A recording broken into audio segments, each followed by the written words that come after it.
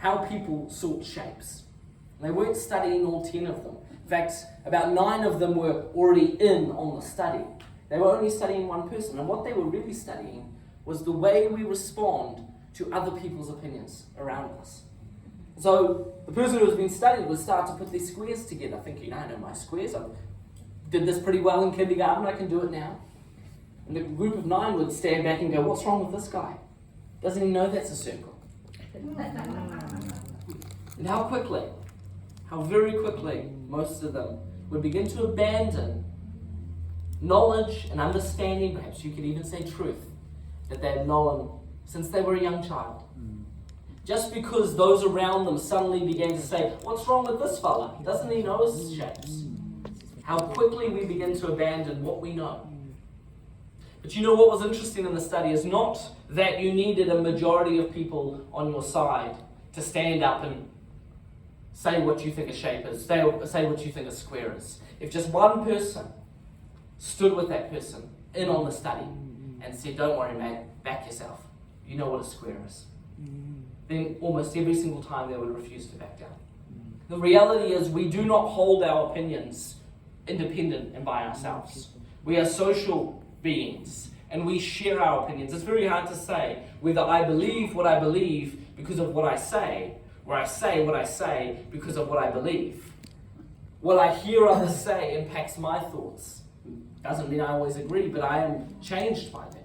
We live in a common ground, and the freedom of conscience underpins the freedom of speech. In the same way, freedom of speech underpins freedom of conscience. It's a chicken and an egg. I'm not sure which comes first, but I'm certain that both matter incredibly. We must preserve the right to think for ourselves and to speak for ourselves.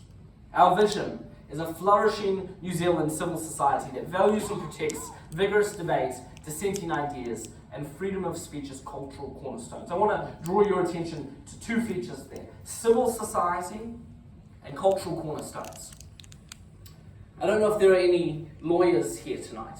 Our team at the FSU has a fantastic law team. Our legal team does remarkable work, and I would challenge pretty much any law firm in this country to do a better job at defending the philosophical and the legal precepts of free speech.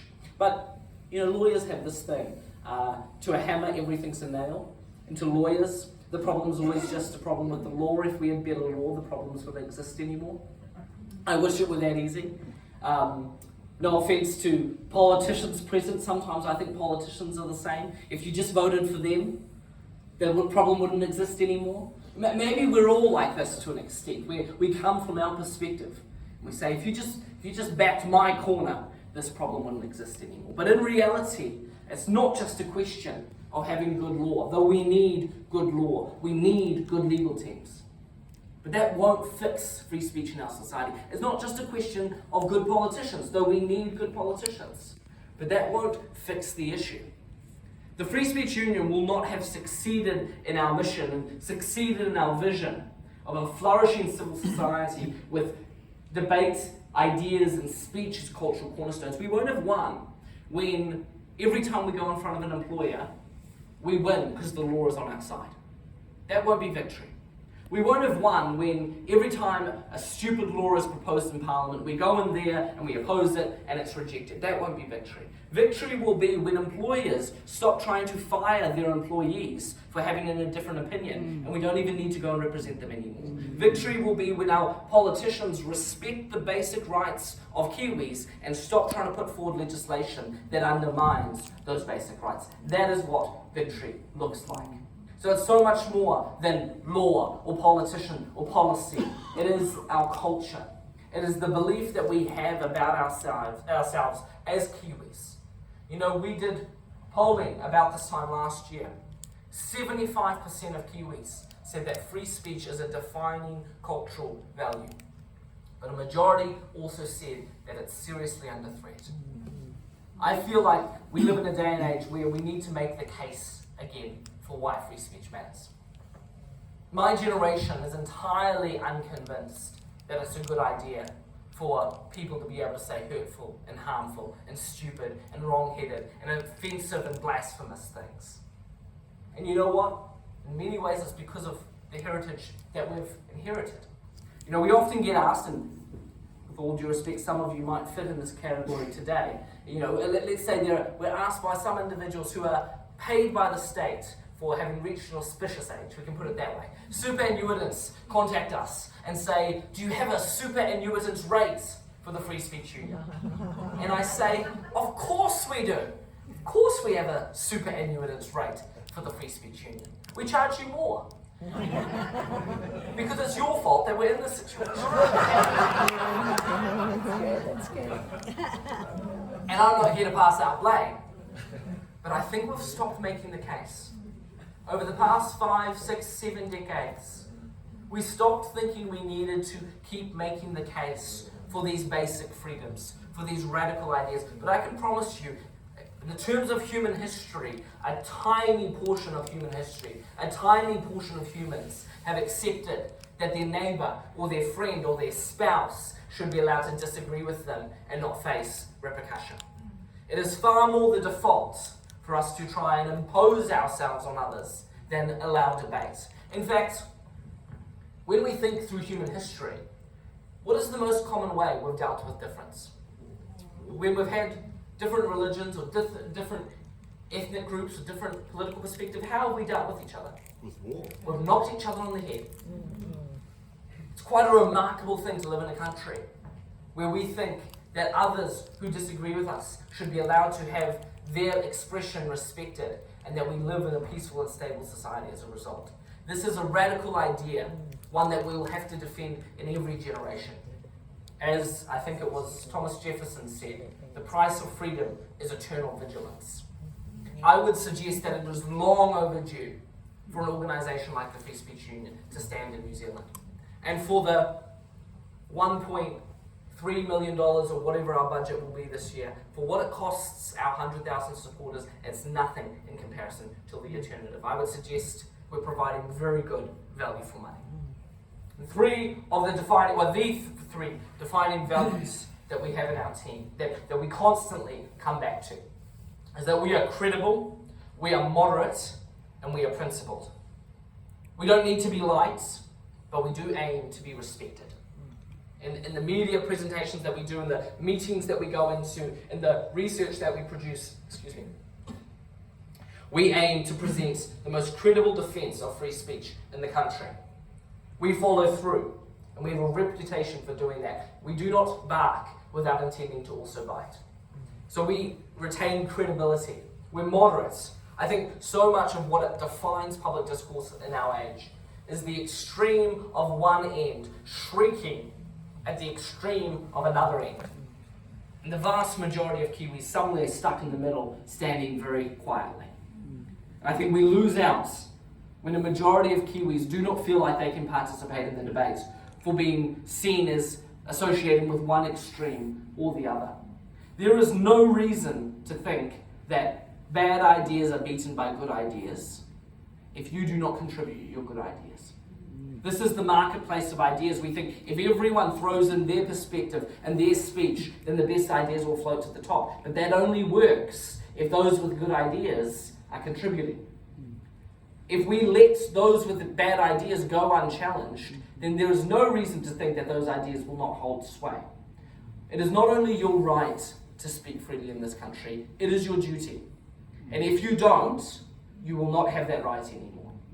You must participate in the debate, otherwise you cede the ground to extremists on one end or the other who will give a bad name to free speech. And that's why we call them moderate out. We want to enable moderate Kiwis who have reasonable questions to have reasoned discussions. And we are principled. And I hope you respect, in our day and age, in many ways it is very difficult to be principled. But free speech means nothing unless you are willing to give it to your worst opponent. And that is why every day of the week, the Free Speech Union stands up for the speech rights. Notice I didn't say stand up for them. We stand up for their speech rights of those that we disagree with entirely. Because they have a right to speak. I would rather know who the idiots are in society. We get characterized in very ungracious terms. And right now, I don't think you need me telling you one end of the political spectrum is more abusing of the idea of free speech than the other. But free speech is not a left or right political issue. It never has been. Both the left and the right have used and abused free speech. You do not need to feel out of place here tonight, no matter where you sit on the political spectrum, as long as you believe in democracy, as long as you believe in the right for people to govern themselves, to contribute into the conversation, and to stand as individuals. And of course, it won't be a surprise to you that free speech nowadays has been heralded as a far-right Nazi endeavour. You know, the Nazis, they were so well known for their respect of free speech. And yet in reality, free speech has always been the greatest opponent to the tyrant and to the despot. Free speech has only ever been a friend to the marginalised and the vulnerable.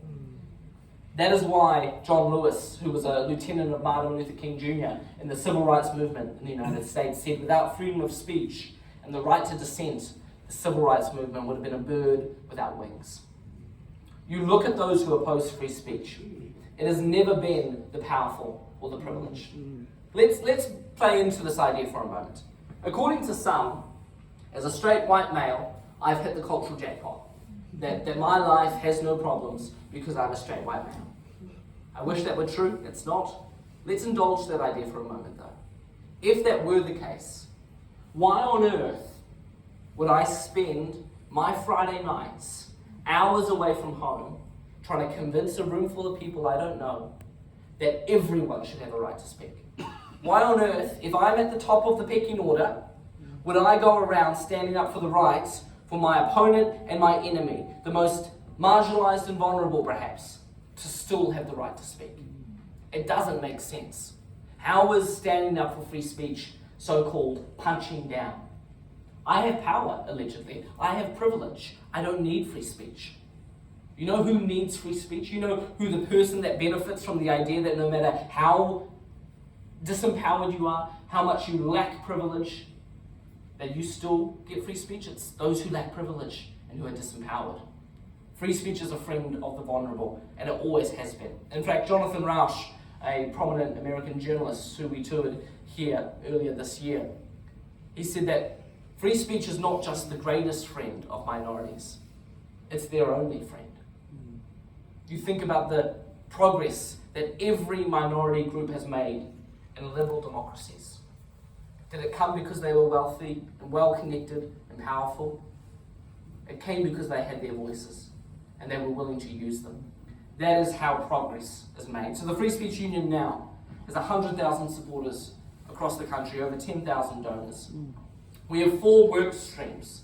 And I'm a sucker for alliteration, so I had to fit that in somewhere. So they are cases, campaigns, content, and coaching.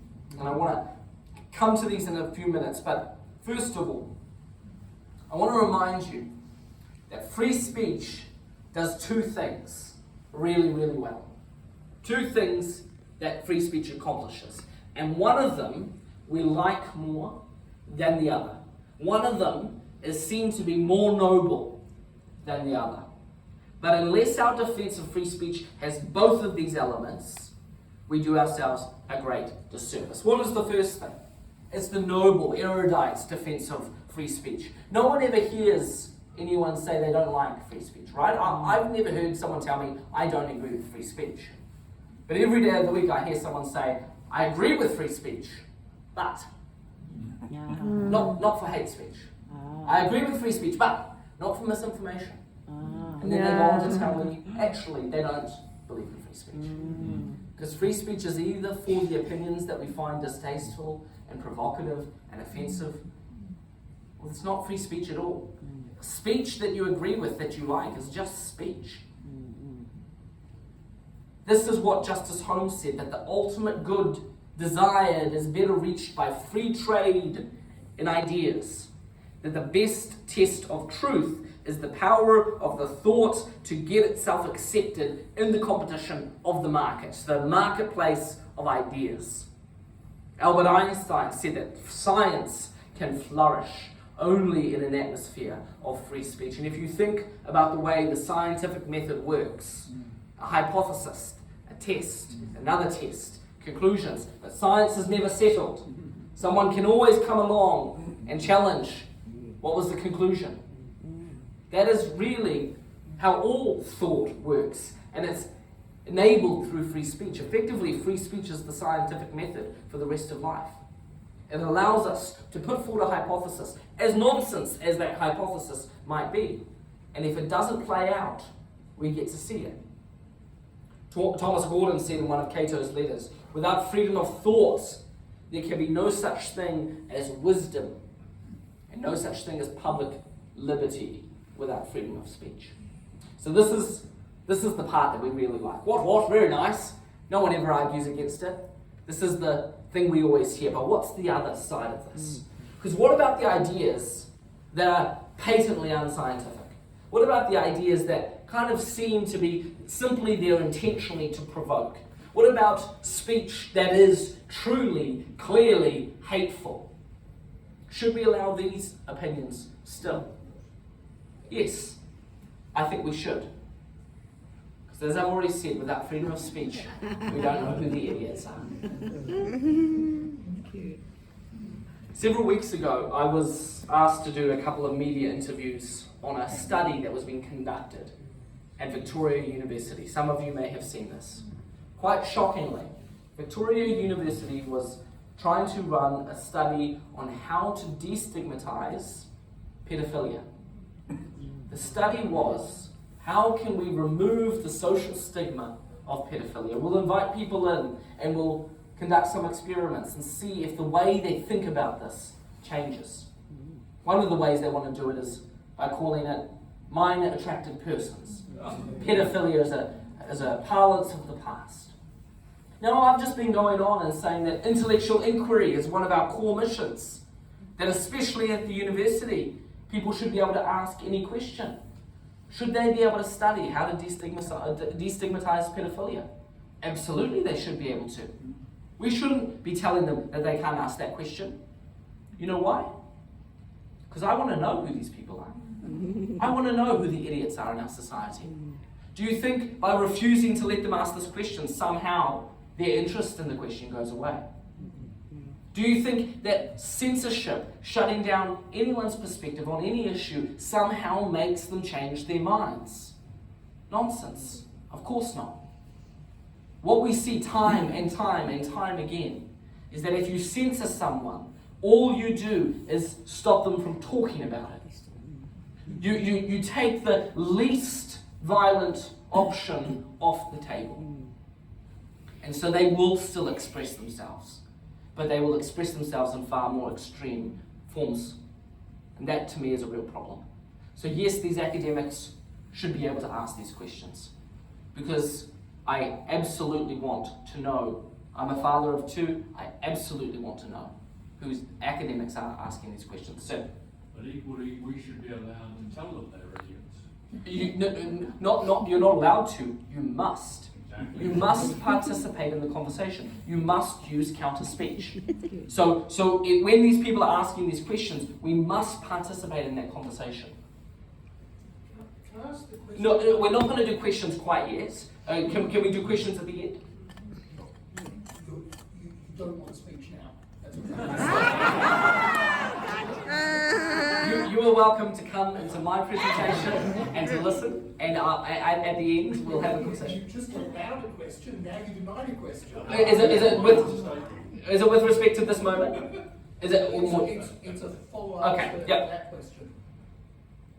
You're talking about freedom of speech, but can you tell us what you define as speech? And the reason I ask that is because when you get into speech that is, for example, inciting violence, let's take the Christchurch Manifesto, the video.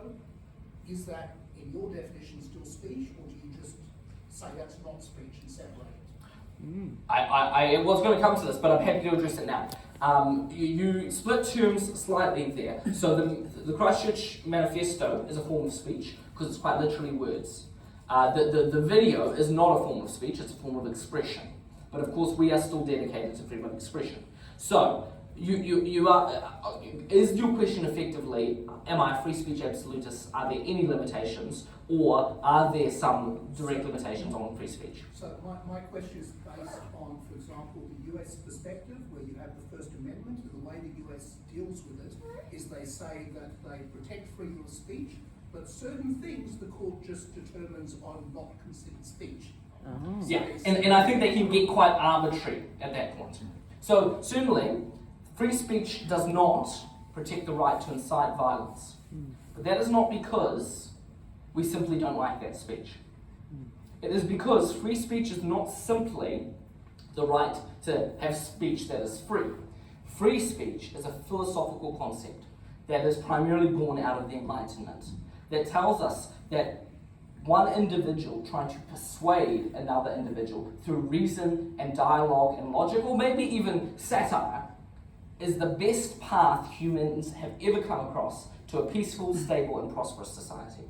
So, it's not like, I don't accept that incitement to violence is a caveat of free speech. It's not like you have free speech, and then, oops, incitement to violence, that's a bridge too far, no longer free speech. Free speech is a philosophical concept built on dialogue and persuasion and inviting the other to consider your perspective. So rather than it being a bridge too far, incitement to violence is the opposite end of the spectrum. Incitement to violence is the antithesis of free speech, because free speech is the argument through reason and dialogue we change each other's minds. Incitement to violence is the claim through force I can impose myself on you, where I can elicit others to impose themselves on you to change your mind. And it's the same with defamation. We accept that there is an appropriate place in modern societies for defamation law. Why? Because if you knowingly and intentionally lie about someone, you're not engaging in dialogue and reasoned discussion trying to persuade someone's mind. That's how we're defining free speech. What you're doing is you're trying to manipulate others to distort their perspective on them. So that is why, if someone, it's not a matter of opinion, you know, if in this country, if you say, in my opinion, so-and-so's an idiot, you're not defaming them. But if you knowingly and intentionally lie about them, then you can be taken under defamation law. And so that's why, in many ways, I would say that limitations on free speech outside of these incidences that are actually in contradiction to the purpose of free speech are arbitrary. And we certainly accept that free speech is much more than simply the government not intervening. In our time and age, social media platforms have far more control than most governments in the world. Are we to say that they have no duties with respect to free speech? That it's only the government that we're concerned with? Certainly not. You know the most effective way to get people to self-censor? Threaten their jobs. So we're saying that employers don't have a duty to respect free speech. Of course they do. So that's how I respond to that. I don't know how many of you have read 1984 recently. Or maybe Animal Farm. That's cute. Maybe you should remember that what he was writing was not a documentary about our time, though it may appear to be that. What he was writing was a dystopian novel. Whenever we put this slide up on our social media, it says, boy, did I call it or what?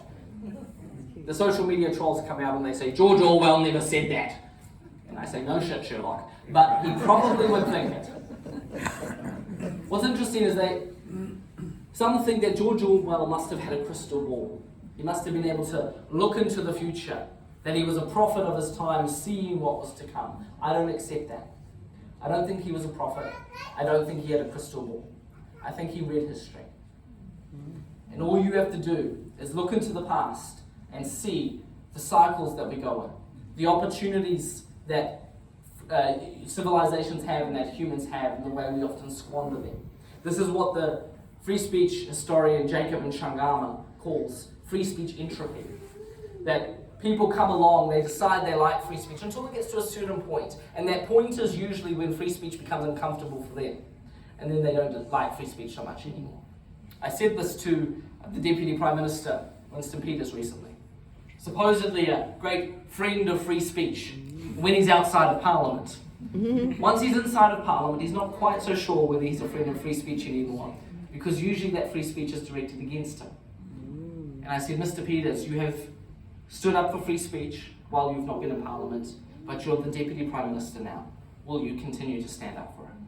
Sir, you wanted to make a comment as well? If I remember correctly, George Orwell, which is his pen name, said in the Spanish War. As a medic, I think, yeah. and he saw what fascism does. societies degenerate. Yeah, that's right. And that's part of what Steeled him for what was to come. Absolutely. This is what Alex Penk said just ahead of the general election last year. Alex Penk was the CEO of the Maxim Institute in Auckland, the think tank up there, and he said, if some groups feel that they have legitimate views that can't be shared or that are met with hostility, they either won't participate or won't accept the outcome of the election. And that's how nations start to unravel. I think we all know what this begins to look like. Portions where speech on certain perspectives has been taken off the table. And so we're not left with no one feeling anything about these issues anymore. No, we feel even more deeply as a result. But we are left with more demonstrable forms of expression. You think about Posey Parker at Albert Park. You think about Julian Batra travelling around the country, disruption at his events. You think about the protest at Parliament. I don't ask you to agree or disagree with those who attended these events or those who challenged these events. I don't really care what you think about these issues. What I'm interested in is, do you respect the right for those who think differently to you to hold a meeting or to have their voice heard? Do you respect the right for those who you think might be doing harm in the ideas that they're spreading to let them speak and to challenge that harm with ideas, not with force? Because I promise you, we will all be far poorer and our lives will likely be far shorter if we do not agree together that we should be free to think for ourselves and free to speak for ourselves. It's very interesting. The Free Speech Union is one of 6 free speech unions in the world. So the Free Speech Union New Zealand is one of 6 free speech unions in the world. We were the second to set up. The first was in the UK, set up in 2020. We came along quite quickly after that. And we're the 2 most established. We're the 2 that have professional teams across the country working on this issue. We have more people, but they have more money. Go figure. So maybe you can help us with the money thing. But what was really interesting is earlier this year, when Toby Young came, my counterpart in the UK, came and visited New Zealand. He came through Taupo. Some of you may have had a chance to meet him. And he and I were comparing notes, and I already knew that the bulk workload of the Free Speech Union is dominated, about 90% of our workload is dominated by the same 5 issues.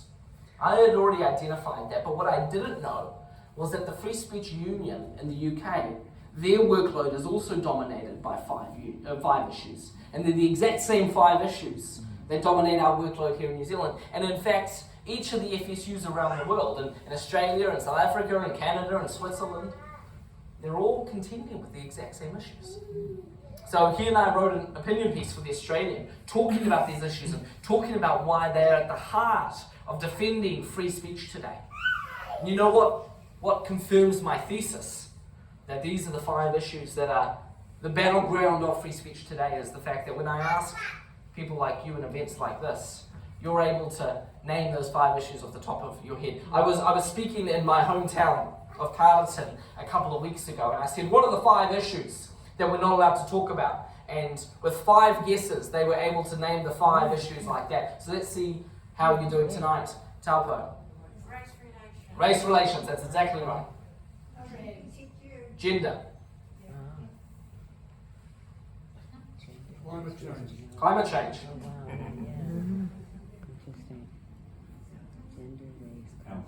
Health. A little bit more specific. And COVID-19 response. Yep. One more. Come on, let's get there. No one's challenged Carleton yet. What's the last thing that, at the moment, is causing a lot of disruption in our conversations? Free speech. White Angie? No? Have we said racial, right? White Angie? Waitangi race relations, Yeah. Media, international conflict, particularly Gaza and Ukraine. That was pretty good. Race relations. In New Zealand, it's over the Treaty of Waitangi. In Australia, it was over The Voice. And in the UK, it's over post-colonisation. In the US, it's over post-slavery. It's all the exact same issue. How do different ethnic groups live alongside each other in peace? Gender. I moved back to New Zealand 10 years ago. And at that point, No prime ministers were standing awkwardly behind podiums, blushing for having been asked a question. The way we define what a woman is has changed dramatically in the past 10 years. I'll let you decide whether that's a good thing or not. But what does it mean for about half our population to have that meaning shifted? And are we allowed to discuss that? COVID-19. The incredibly authoritarian response that not only here in New Zealand, but in Australia, in Canada, in the UK, that we invited in.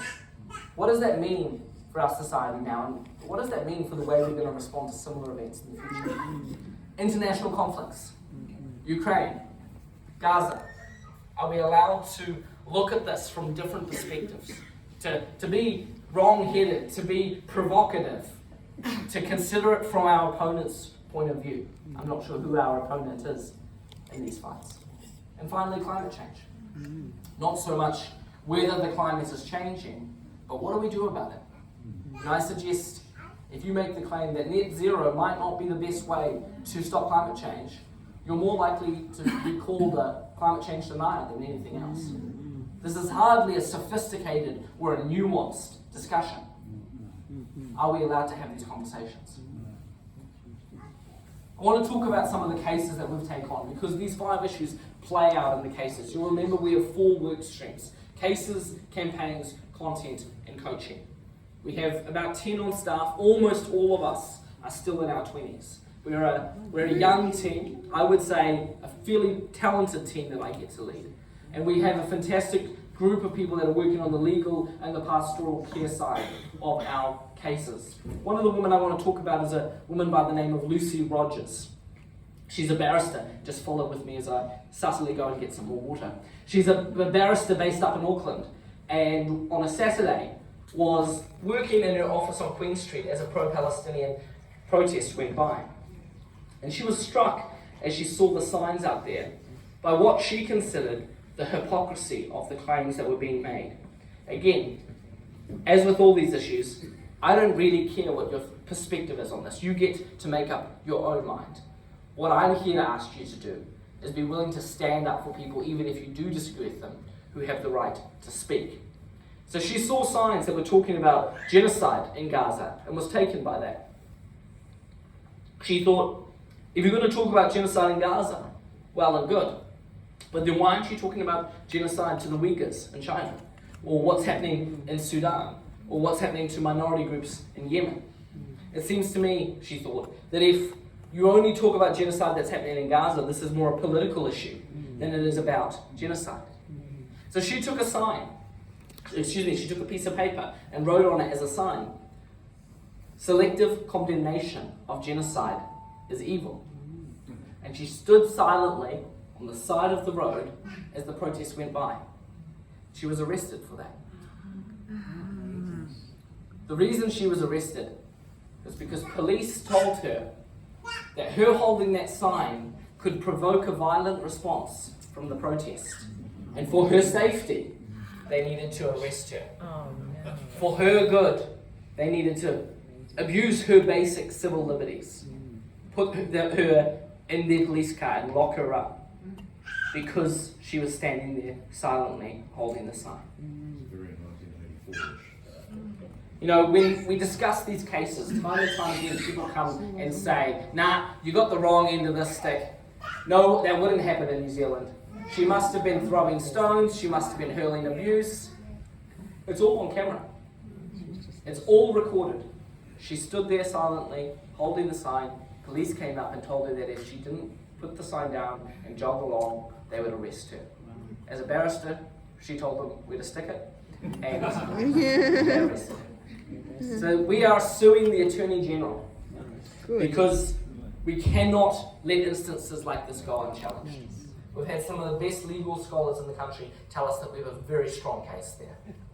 Another instance is a man by the name of Paul Burns, a name you may recognise because I've been travelling the country talking about this case, and I'm very happy at this event I can say this is a case we've now dealt with. Paul Burns is a good papist. On Sundays in the morning he goes to Mass. Sunday afternoons he goes out and advocates for his perspective on the rights of the unborn. And he goes and he holds a sign that says $100, and he's taped enough bills for $100 there to the first person who proves that slavery is more evil than abortion. He'll take this sign, I would suggest quite courageously, to the northern end of Lambton Quay. Now, some of you might know that the northern end of Lambton Quay is right opposite Parliament. And he's done this for many, many years. If you've been around Parliament, you may have seen him there holding this sign. And whether you agree with him or not, that is beside the point. I think as free speech defenders, we can accept that this is a perspective he holds, and what he's doing is inviting others into a conversation with him about his beliefs. You may think his ideas are daft, but you get to use counter speech to express that. And so a group of, well, the police documents say a group of youths. So these group of youths walked by, and a young man got in a conversation with Mr. Burns. The young man's claim was that abortion is not only not evil, abortion is a good thing, because too many people are being born into this world and it's causing climate change. So abortion is not only not a necessary evil, it's a good thing.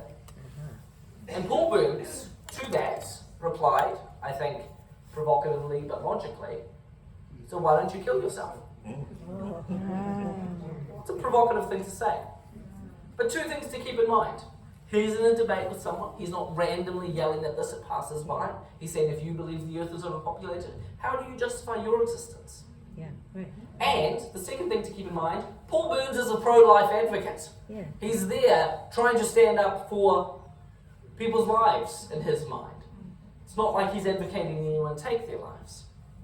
Paul Burns was arrested and charged under Summary Offences Section 4B, which says that it is illegal to knowingly and intentionally in public offend someone.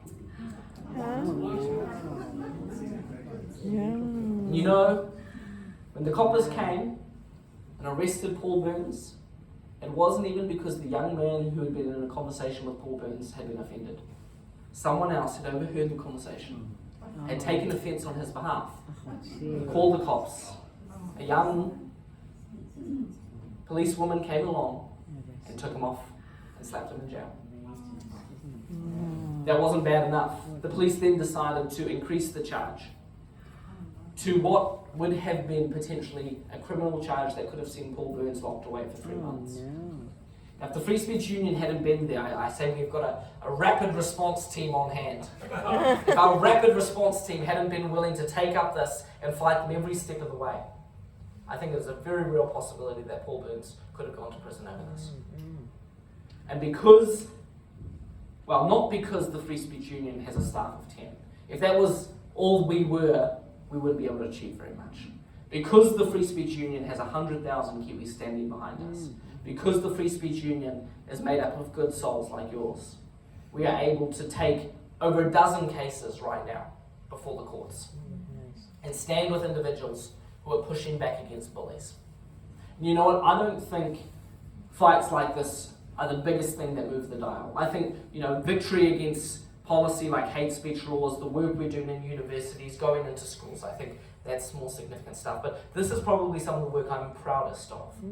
Because we stand with very courageous people in a time where courage is at a deficit. People who are not willing to shut up and sit down simply because what they're saying is unpopular. People who are willing to pay a price for what they believe in. People who are willing to back themselves when they're going to sort squares into groups. And I'm very proud to stand with people like this, whether we agree with them or not. Because these are the sort of people that keep our societies free. The last woman I want to talk about is a woman by the name of Christine Massoff. Christine works for IRD, the Internal Revenue Department, an agency I imagine some of you spend a lot of money giving to them.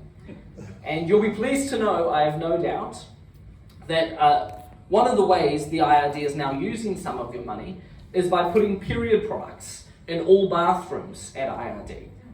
Because of course everyone can menstruate. Well, that's why they call it menstruate.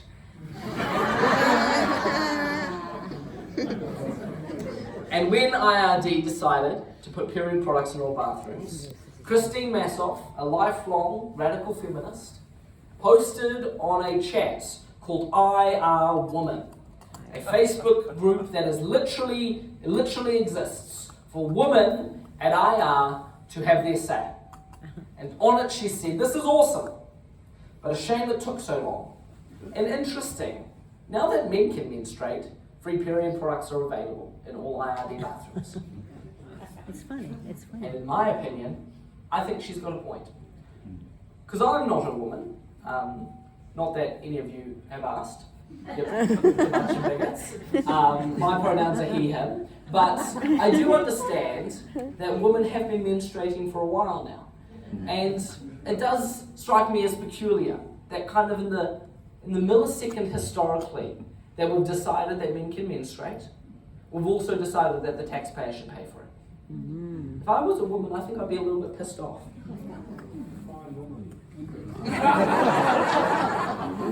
Adult human female. I deserve a round of applause for that, I think. Thank you. Christy Massoff was threatened with disciplinary action and would possibly lost a job for posting that comment in IR. And as we engaged with the legal team at IR, their lawyer replied to us and said, IR remains of the view that the comment made was objectively inappropriate, not inclusive, and could be interpreted as offensive by her colleagues. In such circumstances, it would have been inappropriate for IR to not take steps to address such behaviour. As Ms. Massoff's comments appears to be contrary to the Code of Conduct and other policies, she is fortunate, lucky her, that this matter was not dealt with more formally. There's a word for this. Does anyone know what it is? Bullying? Gaslighting. Bullying probably works as well. It's taking someone who is actually the victim of an incident and tell them that they're lucky it wasn't worse. It's unacceptable. And so we're suing IRD as well. I apologise if this means they take more of your money, but we think it's a principle worth standing by. Yeah. This is what comes to mind when I think of these cases. Warning! This is an inclusive society. And if we feel you are talking, thinking, or behaving in a non-inclusive way, you will be excluded.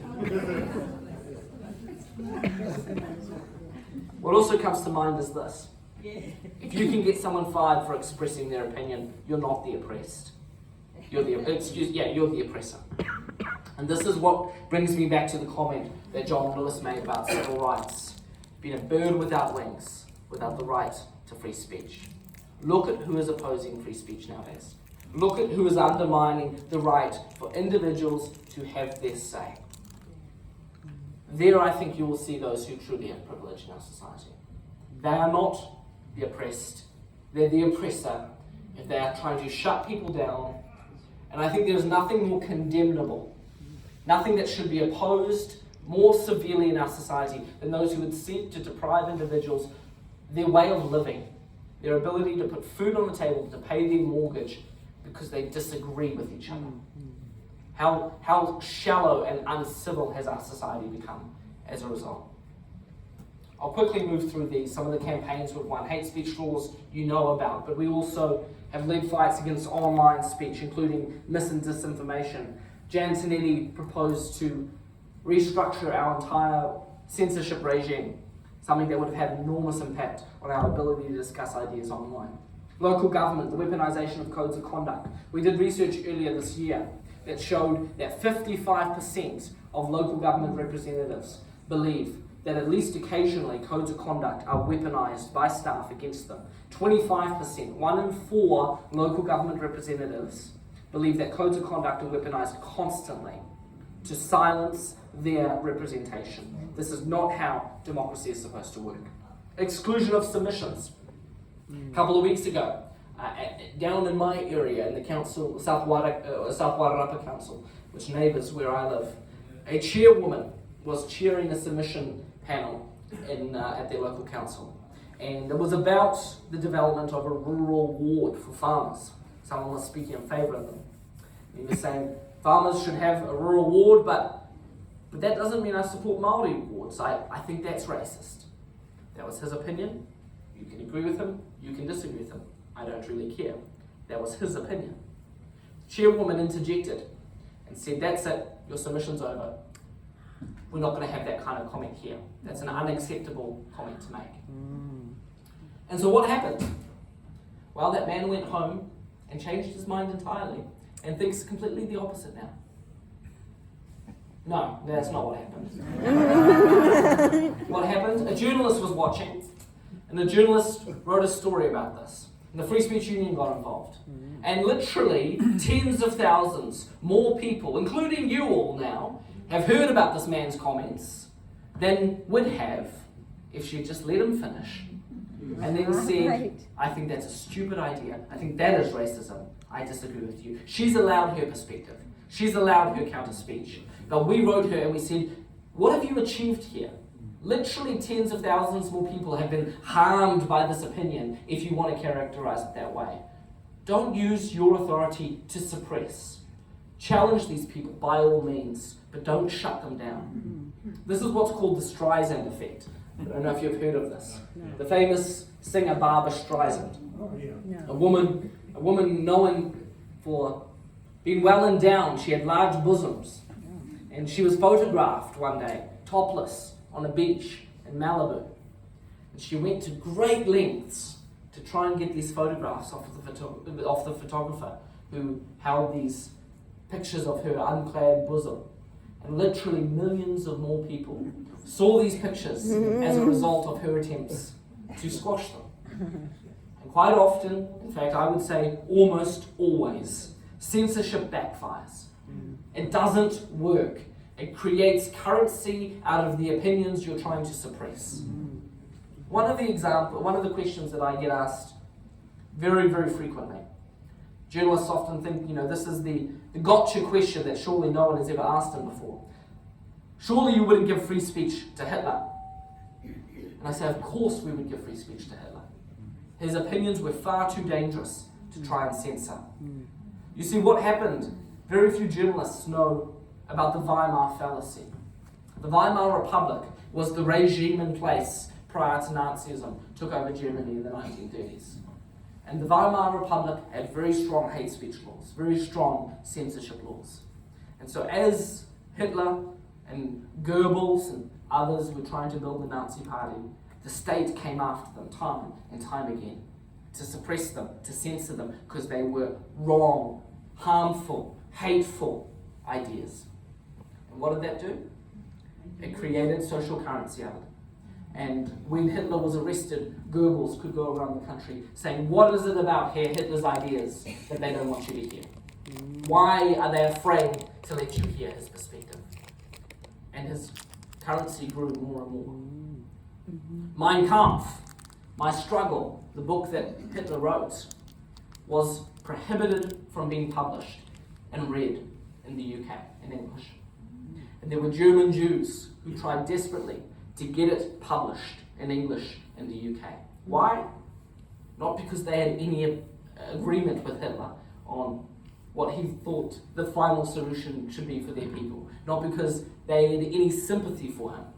It was because they wanted desperately for the people in the UK to know what was happening in Germany. And in the great benevolence of the British state, they said that the British people couldn't read those opinions. And so their Chamberlain was, Neville Chamberlain, declaring peace in our time. What would have happened if they had known what Hitler's intentions had been? For the very most odious ideas, for the most dangerous, we must not give them social credence and suppress them where they fester more in the dark. We must expose them and challenge them. And that means we must allow them to be said. We must give them free speech, but we must use our free speech to counter them. And where you hear hateful and nonsense ideas, because that does exist in New Zealand, there are hateful people in New Zealand. There are not as many as I think some would have us believe, but there are hateful people. There are truly bigoted people. There are racists in New Zealand. There are misogynists in New Zealand. And where we would seek to use legislation or regulation to suppress them, we do an enormous disservice to our society. We must expose them, and we must use better arguments to defeat them.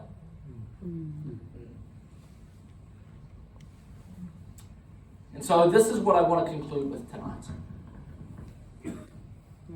Christopher Hitchens said, I almost always say Christopher Hipkins, but it's not Christopher Hipkins. In my opinion, Christopher Hipkins has never said anything this sensible. Chris Hitchens said, freedom of speech is the essential liberty, without which all other freedoms are impossible to imagine or impossible to put into practice. And so that is the idea that I am selling tonight. The most dangerous and the most powerful things in the world are ideas. They are what turn the wheels of history. And they are impossible without free speech. Free speech is not a nice to have. It's not something that we can trade away for convenience, even though that is what we have done decade after decade. It is the foundation on which our way of life has been built. And we neglect it at very great peril. And I believe the Free Speech Union has changed New Zealand's history in just 3 years of being around. You look at just recently what we did with police and the police culture that was being implemented. The United Kingdom is a cautionary tale for us of what will happen if we allow two-tiered policing to embed itself in our structure. And I believe that is the most significant thing the Free Speech Union has achieved. There were very few people who were aware of what was coming down the pipe. We nipped that in the bud. And the training that was being implemented to recognise and record and respond to hate speech and hate crime, even though hate crime doesn't exist anywhere in our statute books. That training has been revoked, redone, and every instance that an individual had been flagged with hate will be reassessed and made sure it was correct. They're going through and making sure they got it right.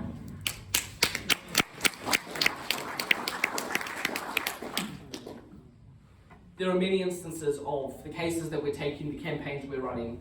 Every week I'm meeting with vice-chancellors or deputy vice-chancellors or pro-vice-chancellors in our universities, because I think so much of this flows from universities. And we must take the fight to those places. I wonder if I can, you'll indulge me for a few more minutes as I take you back to where this all started so we can see where we need to change it. For quite a while, when I first took on this role, I was very puzzled when individuals would ask me that question. I'd say, New Zealand is one of the most liberal societies in the world. It's one of the freest societies in the world. How is it that so quickly we've fallen so far? It's like questions like the UK or in Canada or Australia. These are the countries that have gone the furthest in all of human history in respecting human dignity and human freedom. And we've fallen so far so quickly. What happened? And I think you have to go back 100 years. You go back 100 years to the first generation of thinkers that existed after Karl Marx. They were kind of looking around. Karl Marx had said, if the proletariat rise up against the bourgeoisie, economic utopia will be ushered in. And this next generation was looking around and thought, well, that didn't work. Where did we go wrong? They came up with a new vision. They were too direct, too straight to the point with Marxism. What they needed to do instead is attach themselves to cultural institutions, to newspapers, and to universities, and to schools, and to parliaments, and slowly change the way of thinking that is occurring there. This is the defining difference between Marxism and neo-Marxism. You have individuals like Horkheimer and Meshmer, individuals like Gramsci writing about it, and the Frankfurt School of Thought, the Frankfurt School of Studies is what emerged there. And over the past 100 years, we've experienced 2 deaths. I call them 2 murders. 100 years ago or so, the Frankfurt School of Studies, the first murder was the death of the individual. Up until that point, liberal societies had defined themselves by respecting individual as the base agent of society. That individuals held freedoms and dignity that the state and community could not abuse. What neo-Marxists suggested was that it's not just the proletariat and the bourgeoisie. We need to imagine ourselves in all sorts of other collectives. The gender that you are defines you, your sex, your religion, your race. All of this defines who you are. And so no longer are you simply an individual. You are defined by the tribe that you belong to. And the individual died.